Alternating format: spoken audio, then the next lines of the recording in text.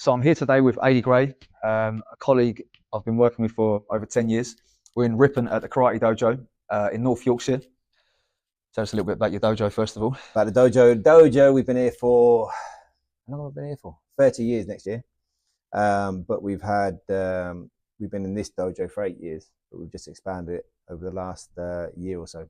So we've been training with Aidan Trimble Sensei today. We had a 3-hour seminar. Tell me what you thought about that. Yeah, Aidan's amazing anyway. So we know how good he is. We train quite regularly with him anyway. But it's great to have him up at the dojo and let a lot of people experience sort of the modern day sort of master that he is. And when you train with him, you actually realise how good he is. Yeah, it's quite reassuring to sort of do karate or to back up the karate we're doing as well, isn't it? Yeah, and I think we've always got to be learning, aren't we? We're always learning. Yeah. So we're always challenging ourselves about how to move better, how technically to make it more effective. That when you have the input of somebody like Aidan Trimble, it's sort of like gives you ideas to be able to move on and develop the ideas that he's given you already. I think one of the most interesting things today was how when someone asks which way should we do something, and it's kind of not an answer. Yeah. You know, I get a lot of comments on these videos sometimes, people saying, "Oh, you're doing this wrong and this wrong." Yeah. And then you got a sensei like Aidan Trimble, and he says it doesn't matter which way. Yeah. You know, if it works for your body, then it's working, right? But it's true, isn't it? Because we're all different people. I mean, you know, we're not a clone. We're not a clone, you know, generation of people who look the same, move the same, talk the same, and have the same personalities. So in that side of things, why would you do your karate in the same way? So I was speaking to one of the students on the course today, and he's actually from Goju, and he was saying about how some of the movements in the applications of the kata we were doing from the Shotokan Nijo show were very similar to one of his from Seipai. Yeah. And when you sort of look at the karate and understand what you're actually doing in terms of application, everything is the same, isn't it? Yeah. We have different styles. We have different sort of templates of movement, but the actual ultimate aim is that we've only got the same body. No matter what style you do, we've all got the same bodies. So there's only a certain amount of things our body's going to do with it. So styles come across, and people are very, very sort of like stereotyped into their style. But how much do you learn from other styles? It's this thing in it where everyone's kind of trying to argue about whose style is best. But the similarities are much more frequent than the differences, aren't they? Yeah. If you train it and you try it and don't do it in a stereotype competition way of Shotokan or a stereotype competition way of Shitoru, if you were actually to do it in a dojo, they are very similar. And we can learn from all the styles, can't we? How many styles do we in Shotokan are we too strong with? Yeah. And too powerful. We'll generate more power by relaxing like a Shitoru or a Goju movement in that sort of way to enhance our movement. And then sort of, as we were speaking about earlier, about the things not being necessarily right or wrong, even within Shotokan, we've got styles, isn't it? You know, so our Shotokan that we do is probably very different from some of the people that are also doing Shotokan, you know, like JKA, JKS or something else. And that's the beauty of it, isn't it? That is the art in martial arts, right? That's a variety that we have, you know, and again, it goes back to what you were saying about people saying what's wrong and right.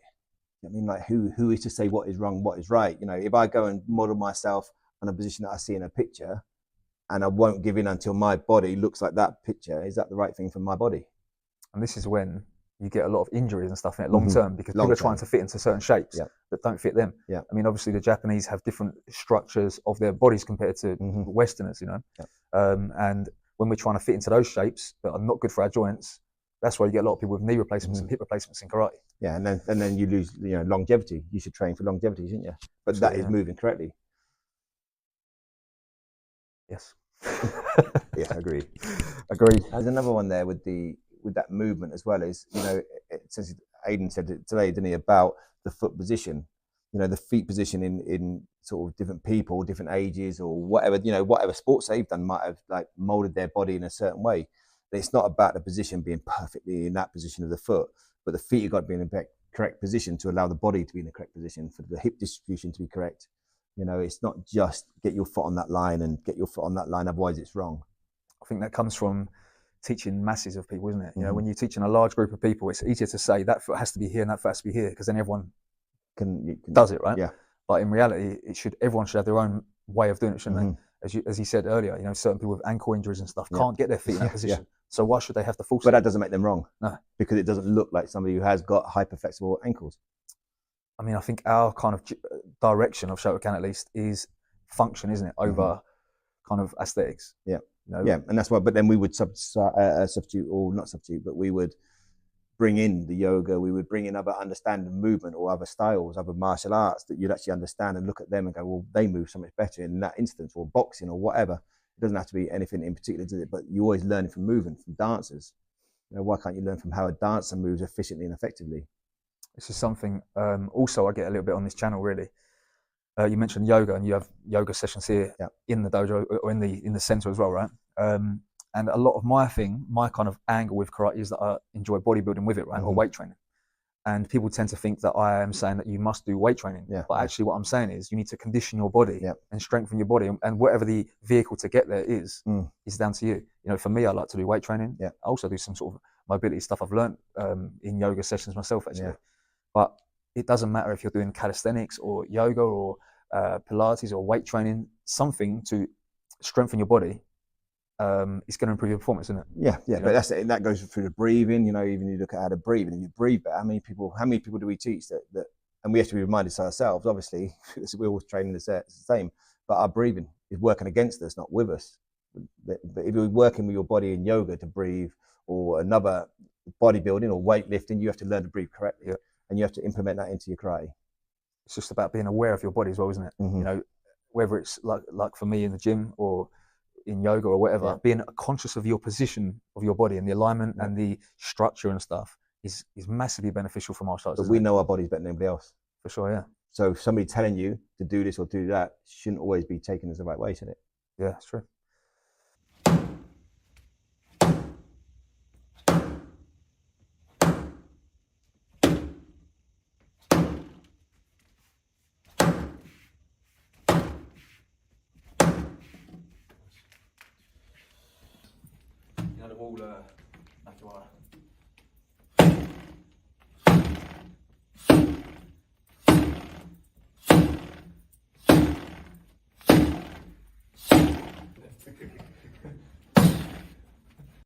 Another thing that I sort of see online mainly is when people are sort of judging other people that they see in karate, you know, and they're saying, "Oh, this person shouldn't be a black belt because they can't kick this high," and they're judging them aesthetically from outside without understanding them.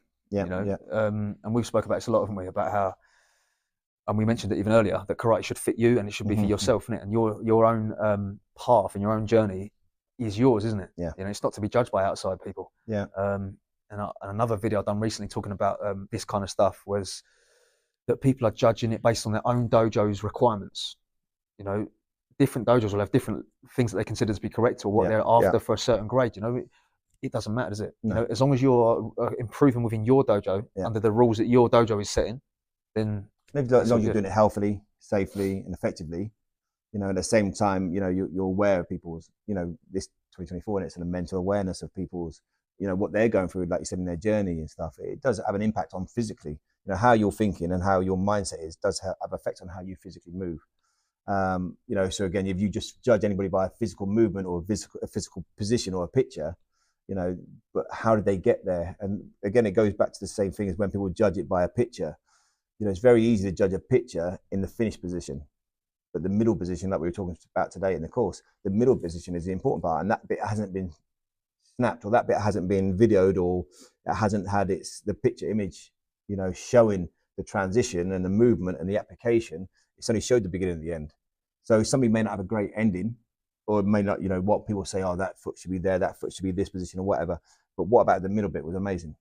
Then their karate is probably better than the person who had a lovely finish and looked like a model finish.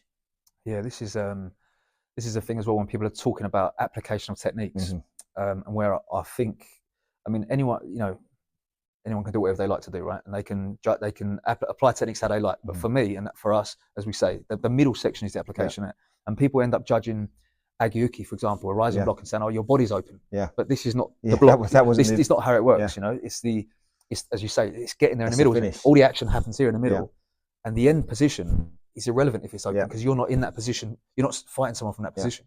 And should it work? It would have worked before then. Yeah, before that finished position. It's already happened, isn't it? Yeah. You know, and you get a lot of people sort of saying, "Oh, you know, that block doesn't work. That block doesn't work," because of you're opening yourself up, but they're missing the important part, which is in the middle, isn't it? Right? Yeah. It's the application. That's the bit that works, isn't it? So I know you have a lot of events at the dojo here. I'm going to be up here teaching with you on December the 1st of 2024. And I believe you have quite a lot of other things going on. So if you could tell us about. Yeah, well, obviously we've just had Sensei Aiden Pinball. You know, in the past we had Sensei Dave Hazard, Sensei Wayne Otto. You know, we always have lots of people who we try and learn from. We do performance workshops in-house where we combined, not actually connect at the same time. So we're not doing a form of yoga karate, but we do yoga to supplement karate. So yeah, we run 3 or 4 of them a year.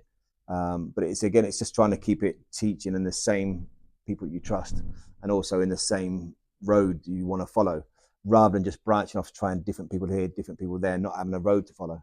You know, that then becomes confusing. That confuses your karate. So a lot of our courses are all, you know, handpicked to develop in the way that we want our own students to develop. Yeah, and all our courses are always open to other styles. We have lots of other styles regularly come down.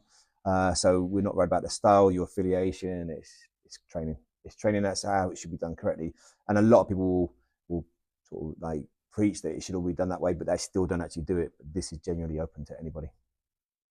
Yeah. So if you want to come and train with us in December, details of that will be out shortly, and hope to see you there.